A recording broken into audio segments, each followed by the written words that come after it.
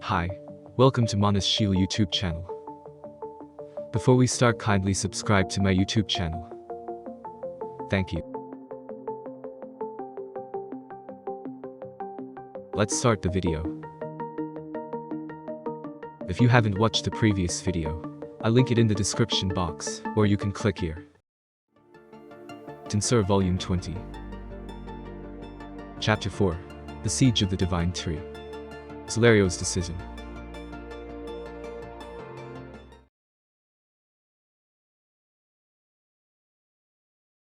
The enemy was not only Leon, but also Sally, who was a troublesome ambush. He could not let his guard down, even if he was a lower-ranked player, because he attacked Zalario, as if he knew when Zalario did not want to attack him. Existence value, a numerical value calculated by taking into account the elements of the body, the amount of energy, various resistances, and so on, but it is only a rough estimate. In fact, just as Jahal, who specializes in power, cannot outrun his opponent who specializes in speed, the game may turn out to be a toss-up, if the two are not well matched. Zalario was well aware of such a truth. He does not know the existence value, but he knows the strength of his opponent. However, he deeply understood from his long years of experience as a warrior, that if he judged everything only on this basis, he would be caught flat-footed. Therefore, licking the opponent is out of the question. He never let his guard down even though he was playing against Leon and Sally at the same time.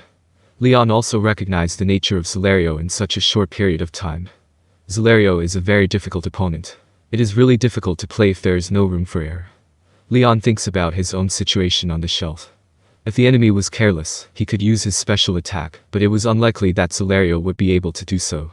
No matter how good Leon is at one-hit and destroy strategy, he would leave himself open for a special attack. If he tried to avoid such a situation, he would not be able to avoid a long battle. In such a case, the one who is inferior in all respects is at a disadvantage. As for Leon, who was competing only on the basis of skill level, he could see the future that he would be defeated. In other words, Zalario's policy was correct. Since they have read each other so far, their responses are in sharp contrast. Zalario is calm and collected, and Leon is losing his composure little by little. However, Leon was not alone. Calm down.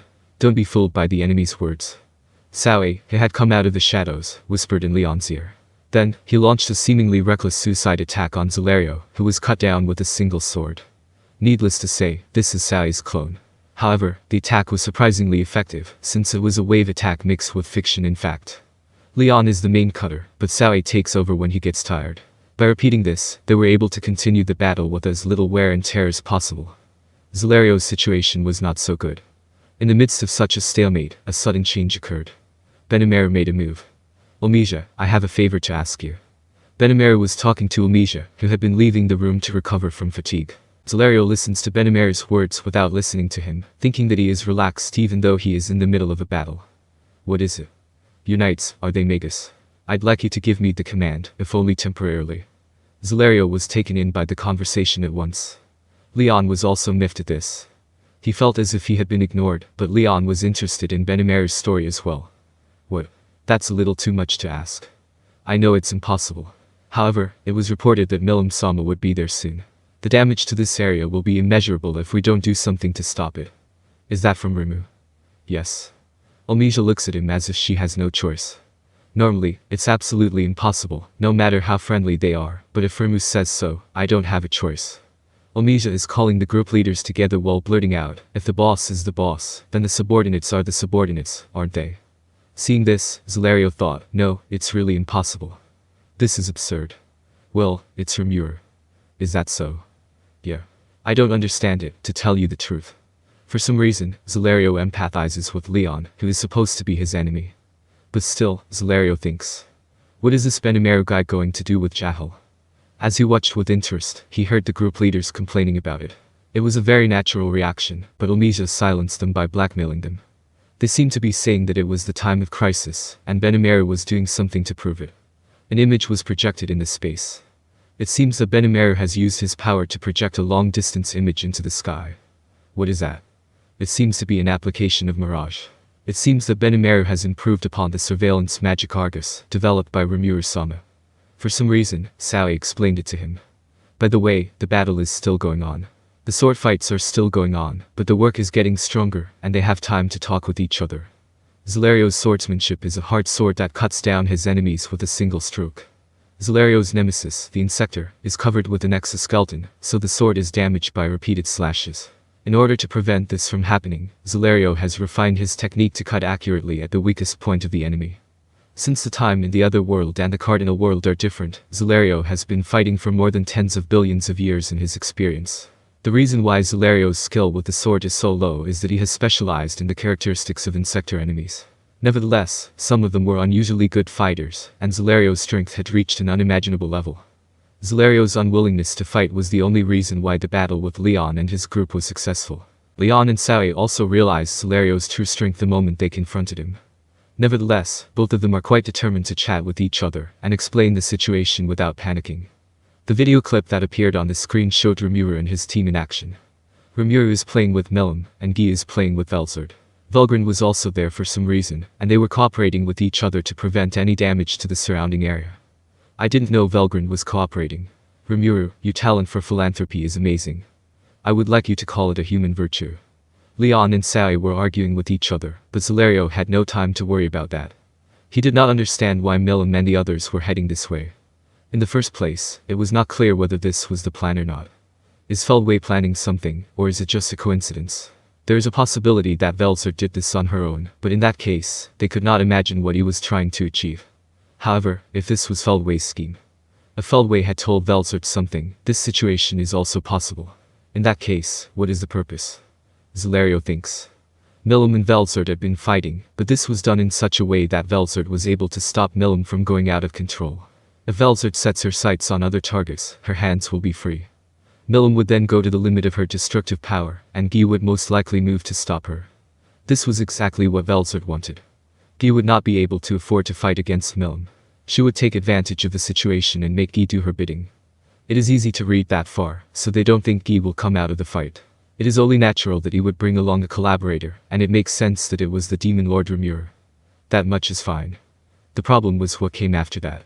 It was obvious that Velzard wanted Guy. But then, there was no point in moving to a different location. Guessed Zalario, but he was not sure if he had any intention to move to the new location. Zalario, who has made such an inference, is now troubled. Why would they come all the way to Sarian, which they are attacking? To support Zalario's team? No, I don't think so. What is Feldway thinking? Zalario could not find an answer to his question and grew frustrated with Feldway. He should have explained it from the beginning. If he do not understand what they intend to do by leading Melum to this place, he may be involved in the situation. If he did not know whether he should cooperate or evacuate, he would be stuck. Zalario thinks. If the defending forces were only Sylvia and Omesia, Zalario and his men could easily defeat Sarian. However, the situation is now in a stalemate because Demon Lord Rimuru has sent reinforcements. It is a weak reason to say that they sent Melum because they expected such a situation. In that case, the Zalarios should have started their invasion after first hitting Melum to confuse the situation. The fact that Melum would reach them only after the chaos was over should have made sense in that situation. For example, yes, it would make sense to let Melum get in the way of the invasion, because no one could move. Thinking of this, Zalario turned his head to look behind him. Standing there is the tree of God that has been standing on this land since time immemorial. The tree, rooted in the earth and responsible for protecting the planet from all kinds of natural disasters, was still standing strong, even though it was exposed to the flames of Jahal. It is the tree that once protected the land from the damage caused by the war between Melum and V. In the north, there was Velzard. The human sphere ruled by Demon Lord Luminous was protected by Guy and Ramers. The Nazgûl region, guarded by Rudra, was also safe, thanks to the cooperation of Valgrand. However, the sanctuary Damergania, the center of the damage, was not destroyed because of Heaven's Tower, but still bears the scars of the devastation. Its former glory is still lost. But, on the other hand, if they look at it the other way around, they can say that only so much damage has been done. The world is protected by God. If they want to destroy the world, they have to face many obstacles. Guy the Mediator is the best of them. He is feared by mankind as the strongest and the worst demon lord, but he has been protecting this world by keeping his pact with Veldanava. As such, there are several beings who are responsible for protecting the world. These are the demon lords selected by Guy, including Ramers, another mediator, and the heroic ones. In particular, there was Masayuki, the reincarnation of the most powerful Rudra, who was now leading Valgrand. Apart from them, the relics influenced by the hand of God, such as Heaven's Tower, would also be in the way. One such relic was the Tree of the Gods. Feldway's plan to revive Veldenava-sama failed because of the loss of Michael. Then, what is his next target? Zalario felt a chill running down his spine. There are only 2 relics left in this world. The Sacred Tree and Heaven's Tower. There is also the labyrinth created by Rammers, but it should have been considered as a separate category. And there were only a few notable ones left to disturb him. Rimuru, Chronoa, Masayuki, Valgrand, and Vildor, most of whom had been neutralized. Velzard blocked Guy's move. Rimuru had his hands full trying to deal with Milim's outburst. Chronoa and Masayuki are free, but they are probably exhausted, and will not be able to move for a while. Valgrand seems to be working to protect the planet. She is no longer a threat, since she seems to be using most of her strength. And Vildora is now in the labyrinth of Rammers. It seems that Vildora has been on the defensive because of Feldway's attempts to kill her, which in turn means that she is now stuck in the labyrinth. In other words, if Feldway's target was as Zalario expected, the situation was steadily improving. This is not good, Zalario thought. To be honest, Zalario had no desire for destruction. If he was going to die, he really wanted to die alone, and he had no intention to be involved in the destruction of the world, no matter how good a friend he was. In the first place, Zalario thought that he should stop this foolishness because he was his friend. I don't know if I am right or not, but we should assume so and act accordingly. If I'm wrong, we should just say that it's the guy's fault for not explaining.